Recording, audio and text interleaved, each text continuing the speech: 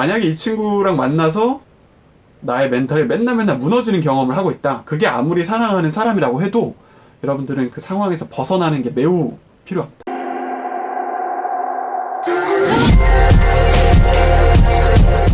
안녕하세요. 여러분의 마음 경험을 디자인하는 멘탈 경험 디자이너 조명국입니다. 오랜만에 영상으로 찾아뵙게 됐습니다. 저에게 많은 일이 있었습니다. 책을 쓰는 게 좀 제일 시간을 많이 뺏기고 있었는데, 생각해보니까 책을 뭐 하루에 막 3, 4시간씩 쓸 수 없더라고요. 결국 제 머리는 한정돼 있고 2시간, 3시간밖에 못 쓰니까 그냥 그 남은 시간에 스트레스 받지 말고 다른 활동을 하자, 그런 생각이 들어서 다시 영상을 찍게 됐습니다. 오늘은 저번에 제가 자존감이 낮은 사람의 특징만 계속 올려드려서 조금 궁금하셨을 거예요. 그래서 자존감 낮은 사람의 특징은 알겠고 그 다음에 어떻게 하라는 거냐, 이게 가장 궁금하실 것 같아서 자존감이 낮은 사람의 특징이 끝나고 자존감이 낮은 사람들이 어떻게 자존감을 높일 수 있는지 초구체적인 방법을 말씀드리도록 하겠습니다. 자존감을 높이는 초구체적인 방법 1. 여기 1이라고 붙인 이유는 아시겠죠? 이게 한 5개 정도의 영상으로 분할돼서 나올 거예요. 각각의 주제가 다 중요하기 때문에 이제 영상을 나눠서 소개해 드리는 거고요. 오늘 다룰 주제는 상황 바꾸기입니다. 상황 바꾸기. 이 상황 바꾸기가 전 자존감을 높이는데 가장 효과적인 방법 중에 하나라고 생각합니다. 그리고 사람에 따라서는 가장 실행하기 쉬운 방법일 수 있어요. 이 상황이라는 건 뭐냐면 어떻게 보면 뭐 공간이 될 수도 있고 친구가 될 수도 있고 때로는 부모님이 되기도 해요. 부모님이 되게 큰 영향을 미치기도 하고, 저 같은 경우는 제가 자존감이 언제 가장 높아서 제가 회사를 그만뒀을 때입니다. 저도 회사 생활을 했었어요. 한 1년 정도 했었는데 초반에는 되게 잘 나가는 인턴 그리고 정사원이었는데 후반부에 되게 많은 프로젝트가 갑자기 몰리면서 되게 무능력하고 되게 못하고 항상 자신감을 잃고 한숨 많이 쉬고 막 포스트잇에다가 막 그런 것도 써놨어요. 제발 정신 좀 차리자, 그만 좀 혼나자, 한 번 더 생각하고 하자, 뭐 이런 생각들을 써놨었는데, 지금 생각해보면 뭐 제 노력이 부족했던 점도 있겠지만 그 일과 제가 좀 안 맞았던 것 같아요. 저는 그냥 혼자 뭔가 기획하고 재밌는 프로젝트를 런칭시키고 사람들과 만나고 강의하고 상담하는 거, 이런 것들이 좀 잘 맞았는데, 당시에 그 회사가 저한테 요구했던 일들은 저랑은 조금 안 맞았던 것 같아요. 그러니까 잘할 수도 없고 또 그들이 원하는 뭐 센스나 이런 창의성을 발휘하기에는 한계가 좀 많았던 거죠. 그래서 되게 많이 고민을 하다가 야근도 너무 많이 하고 당시 사귀고 있던 여자친구랑도 헤어지고, 그래서 멘탈이 많이 무너져 있었어요. 그래가지고 도저히 안 되겠다, 일단 그만두고 다른 직장을 좀 알아보자, 이런 생각으로 회사를 나왔습니다. 회사를 나온다는 게 이제 지금 표현하는 상황이라고 보시면 돼요. 저의 상황, 그러니까 회사를 나가는 상황은 저에게 너무 끔찍하고 스트레스를 주는 일이었어요. 갈 때마다 한숨 한 5번 쉬고 집에 한 11시 막 12시에 들어와요. 맨날 야근 시키니까 야근 수당 안 주고. 그럼 그때도 막 내가 도대체 오늘 뭐 했나 이런 후회만 하다가 잠들고 다음날 아침 바로 또 출근하고 그랬는데, 그만두자마자 제 멘탈이 엄청 좋아집니다. 왜냐하면 그런 부정적인 피드백을 들을 일이 사라졌기 때문에. 저는 제가 하지도 못한 일, 잘하지도 못한 일에서 계속 스트레스 받고, 저는 그때 이제 그만두고 제가 하고 싶은 일을 조금씩 하기 시작했어요. 사람들을 만나고 상담 같은 것도 좀 시작해보고 하고 싶었던 공부도 좀 하고 되게 살아있는 느낌을 많이 느꼈던 거죠.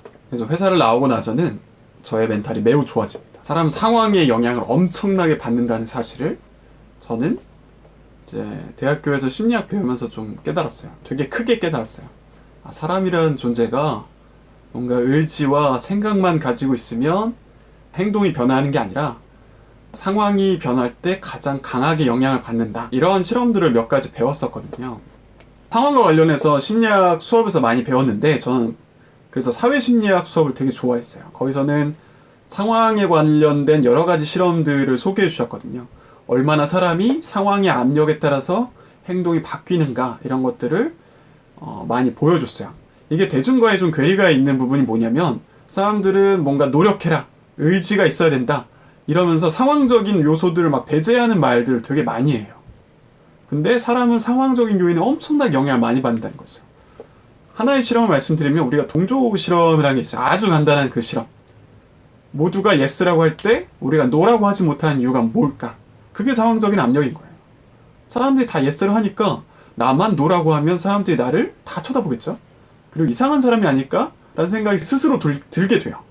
그래서 많은 사람들이 이 동조 실험에서 그게 답이 아닌데도 사람들이 막 다수 선택하니까 자기도 그 잘못된 답을 선택하는 경우도 왕왕 있었다고 합니다. 그게 또 동양권에서는 조금 더 강하게 나타난다는 얘기가 있어요. 이 동양권의 사람들은 자기의 위치를 통해서 자기를 판단하는 경우가 있어서 사람들이 다 yes를 하네? 나의 위치가 저 사람들과 달라지면 약간 불안감을 느끼기 때문에 이제 공통된 어떤 방향을 따라가려고 하는 그런 모습을 보인다는 거죠. 어쨌든 이게 상황에 관련된 실험 중에 대표적인 거였고, 또 어떤 권위자가 나에게 어떤 거를 이제 계속 불합리한 걸 시켜도 뭔가 전기 충격을 가하는 아주 불합리한 일이더라도 권위자가 계속 강요하면서 시키면 사람들이 행동을 바꾸기도 해요. 평소라면 그런 나쁜 짓 혹은 끔찍한 짓을 안 할 사람들도 그 실험에서는 이 상황적 압력을 받아서 계속 이 행동을 바꾸기도 하죠. 그래서 인간의 생각과 행동은 상황의 영향을 엄청나게 많이 받습니다. 예를 한번 들어보면 여러분들 우주 한가운데 이런 옷을 입고 뭔가 활동을 하고 있다. 여러분들의 목적은 뭘까요? 그리고 어떤 걸 해야 될 거고 어떤 걸 하고 싶을까요? 저라면 우주 비행사, 여기 우주 과학기술자 같은 것 같은데, 저라면 지구를 찍고 싶을 것 같아요. 지구가 얼마나 아름다운지 한번 보고 싶고, 그리고 해야 될 일들은 아마도 이 위성을 고치는 일이거나 뭔가 사진을 찍거나 정보를 탐색하는 일이 되지 않을까.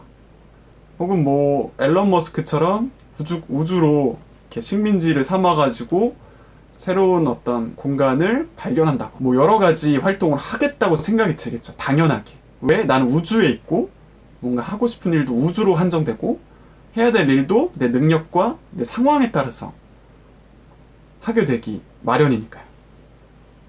근데 갑자기 워프를 해가지고 여행을 간 거예요. 그리스 어느 동네에 떨어진 거죠. 여러분들이 그리스 어느 동네에 떨어졌다고 치면 이렇게 건물도 많이 있고 관광객도 많이 있다고 하면 여러분들 뭘 하고 싶을까요? 관광을 하고 싶지 않을까요?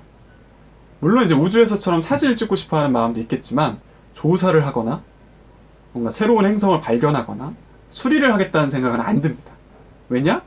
나는 관광지에서 이런 명소를 보고 있으니까. 이게 상황이 우리가 달라졌을 때 하고 싶은 것, 해야 될 것들, 이런 것들 모든 게 바뀌어버려요. 좀 극단적인 예시를 들긴 했지만 여러분들에게 상황은 이런 영향을 줘요. 내가 어느 상황에 있음으로써 내 생각과 행동이 매우 매우 많이 달라집니다.